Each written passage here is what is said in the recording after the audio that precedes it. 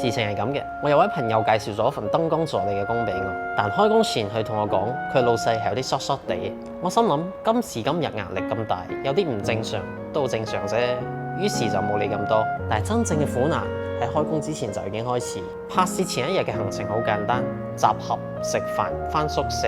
點知食完飯個老細突然一句，大家坐陣先。結果呢一坐，由下晝4點坐到凌晨12點，冇開會，冇工作安排，冇任何重點，純粹坐喺度。最癲嘅係我朋友竟然一副理所當然嘅樣坐喺度，一時望下手機，一時望下牆壁。我睇佢應該俾人糟質到神志不清，所以粒聲都唔出，喺度扮低 B 仔保平安。期間有啲頂唔順，出去食咗幾啖煙，點知個神經老細一見到就即刻拉我出去話有嘢同我講。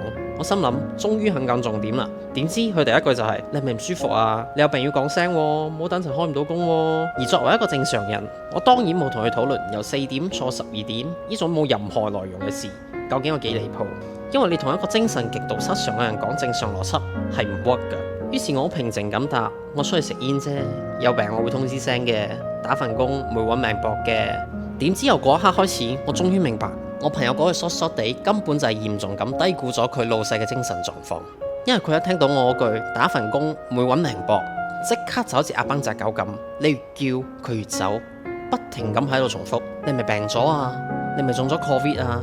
唔好累到成棚開唔到工喎。佢越講越離譜，而我成個人就企喺度，一路望住佢，一路心入邊喺度思考，我究竟係嚟做工啊，定係參加緊精神病人觀察 show 啊？於是乎喺佢不停發癲，而我又不停重複我出去食支煙啫嘅情況之下，佢失驚無神彈咗句：你睇落個樣好唔掂喎，係咪偷偷地吸毒啊？當下我直頭矛撚晒，一陣無名火由腳板底衝上天靈蓋，即場爆咗句：你收皮啦，我而家唔撈啊！講完嗰下，我成個人舒暢到好似通開波仔咁，我轉身即刻走，返宿舍攞埋啲行李，揸車返屋企。而我嗰位朋友，自從嗰一日之後就冇再揾過我。